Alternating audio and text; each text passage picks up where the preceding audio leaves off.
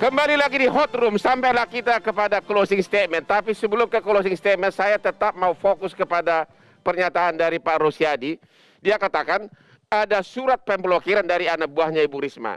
Kemudian Ibu Risma marah-marah. Habis marah-marah, surat pemblokiran tersebut dicabut. Berarti ada yang salah dengan surat pemblokiran yang pertama. Dan itulah alasannya Pak Rosyadi bahwa itulah bukti bahwa ada menuju ke arah drakor, drama Korea, mencari pencitraan. Itu diduga, kata Pak Rosyadi. Oke, kesimpulan tolong masing-masing 1 menit. Pak Faldo silakan. Kesimpulan apa tentang pencitraan ini, tentang juga gaya pencitraan daripada Ibu Risma? Ya, sekali lagi ingin kami sampaikan bahwa pencitraan itulah bagaimana kita pengen publik melihat kita. Ya, dalam hal ini untuk orang yang sudah tahu Bu Risma dari lama pasti sudah tahu. Tadi saya bilang beliau ada control freak. Jadi suka ngontrol gitu. Jadi kalau sesuatu itu di luar kontrolnya, tidak bekerja, ya treatmentnya bisa jadi dengan beliau memang marah. Bukan marah-marah seperti Bang Sobari bilang. Marah bukan marah-marah. Nah dalam hal ini subjektif ya kita melihat, wah ini tidak sopan, itu tidak sopan. Kan standar kesopanan kita bernegara ini beda-beda juga. Bang Hotman ngomong begini, agak kencang suaranya. Dibilang bisa jadi marah. Padahal kita di Sumatera begitu. Untuk saling sapa. Gimana kau? Apa kabar? Kan gitu. Nah oleh karena itu dalam hal ini kami ingin menyampaikan bahwa yang penting kerjanya, caranya dijalankan dengan baik, tidak melanggar konstitusi yang paling penting. Menjalankan pemerintahan dengan baik, achieve target, dan tidak ada konstitusi yang dilanggar. Karena kalau seandainya ditanya, apa standar kesopanan kita bernegara? Ya konstitusi itu sendiri. Kira-kira begitu Bang Hotman. Terima kasih. Pak Faldo, sekarang Pak Arya Bima. Ya, sekali lagi bahwa gaya komunikasi publik di masing-masing kepemimpinan memang berbeda-beda. Dan saya melihat bahwa gaya kepemimpinan itu tidak bisa lepas dari karakter dari masing-masing pemimpin itu sendiri. Yang harus dicermati adalah persoalan efektivitas dari gaya kepemimpinan tadi. Dalam kasus ini adalah apakah dia pemarah, apakah bisa marah, ya. Inilah sesuatu yang harus kita cermati, karena marah atau tidak tentu sangat terkait dengan hal yang konteks dan kontennya, dan itu sangat bisa dilihat menjadi efektif atau tidak gaya kepemimpinan itu dilakukan dalam suatu masalah yang dihadapi setiap pemimpin. Jadi pemimpin, saya kira Bu Risma tadi banyak disinggung, banyak memberikan instruksi dengan cara yang tidak marah. Tapi bahwa dia perlu memakai sesuatu shock terapi untuk menjadikan rutinitas yang kadang berdampak pada deviasi pekerjaan ini, ada sesuatu yang perlu dilakukan seorang pemimpin. Saya kira itu. Terima kasih Pak Arya Bima. Pak Eko, silakan. Ya, yang pertama bagi kita nih masyarakat kayak saya, yang paling penting semua pejabat itu politisi, outputnya, hasil kerjanya itu yang paling penting. Soal ini pencitraan atau bukan, jangan khawatir, publik sudah cerdas kok. Media sosial sudah banyak, orang yang pura-pura akan kelihatan kok. Orang yang beneran kerja akan diapresiasi kok. Jadi Bang Andre nggak usah khawatir, publik juga cerdas. Kalau ini memang drakor, nggak usah dikomandoin, kita akan serang rame-rame. Tapi kalau bukan ini memang real dan kita rasakan dampaknya, kita akan bela rame-rame. Jadi itu Bang. Makasih. Terima kasih. Sekarang Pak tuan rumah di sini, Pak Andre Rosyadi, yang merupakan pencetus istilah drakor, drama Korea. Jadi Bang Hotman, sekali lagi kritik kami di ruang rapat Komisi 6 itu jelas meng-highlight itu agar sesama institusi negara jangan saling serang untuk pencitraan personal. Itu penting saya garis bawahi. Tetap Anda mengatakan ada pencitraan ya? Iya, karena gini Bang Hotman, bank-bank Himbara atau bank-bank BUMN sudah bekerja keras karena di instruksi presiden ke mereka itu jelas. Kerja keras, bantu pemerintah atasi wabah pandemi. Itu perintahnya presiden. Dan Menteri BUMN juga mengulang-ulang hal itu kepada bank-bank Himbara. Jadi bank ini bekerja keras sehingga sampailah 97 sekian persen Bang.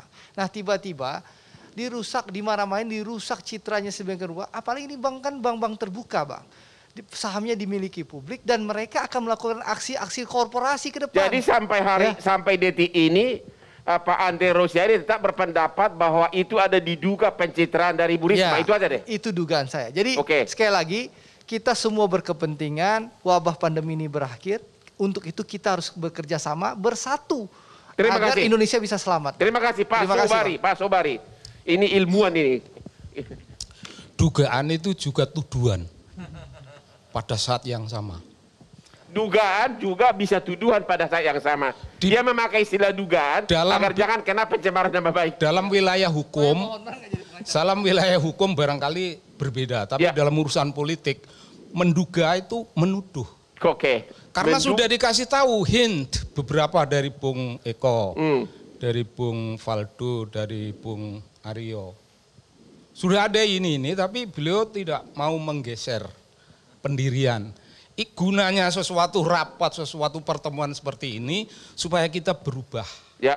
Tidak boleh kita optimistik dan kaku strict pada satu pendirian meskipun orang lain sudah menyatakan. Jadi Pak Andre, Pak Sobari mengatakan kenapa sih Pak Andre ini tidak mau berubah walaupun sudah dikasih fakta gitu?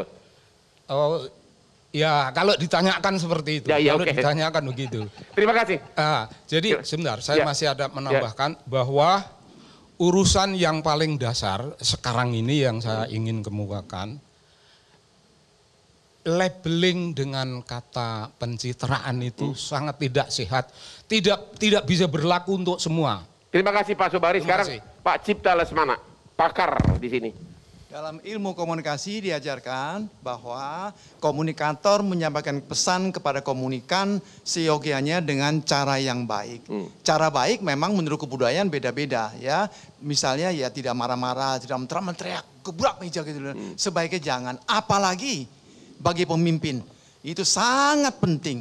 Makin tinggi jabatan seseorang, komunikasi caranya harus makin bagus, makin bagus, makin bagus. Nah, saya ingin meluruskan sekaligus mengkritik apa yang dikatakan oleh saya seberang kita bertiga ini, kok sama pendapatnya. Yang penting hasil kerja. Bagaimana caranya itu, yang penting kerja. Hasilnya bagus, tidak. Itu sangat bahaya. Itu prinsip Machiavelli, kejam sekali. Yang penting hasilnya bagus, caranya masa bodoh, tidak. Ya, apalagi dalam komunikasi harus sinkron, sebaiknya sinkron. Tujuan bagus, ya, tapi caranya juga bagus. Jadi jangan tujuan misalnya caranya membantai misalnya gitu. Yang penting tujuannya bagus, jangan. Nah, saya kira Risma harus tetap diajarkan supaya gaya komunikasinya diperbaiki. Nah, sama seperti Ahok. Banyak orang yang mengkritik, mengecam. Leadershipnya bagus. Semua orang mengakui.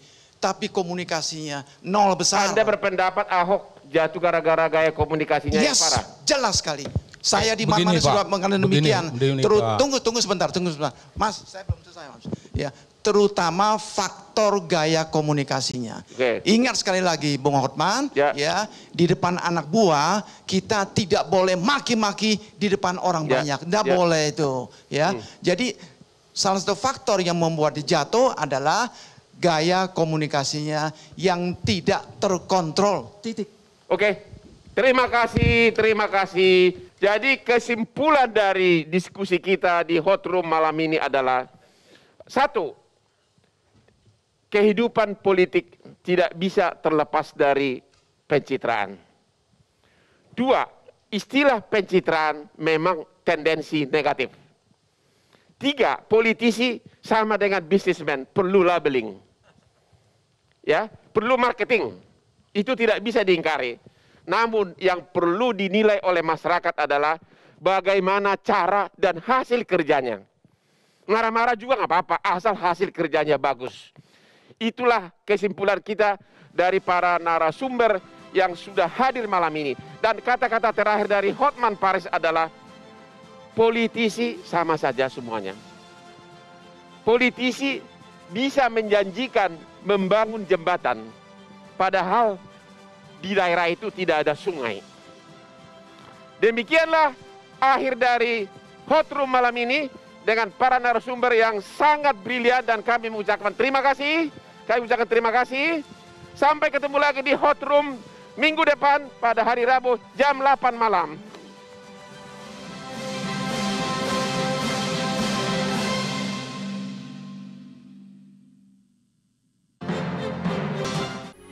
Metro TV.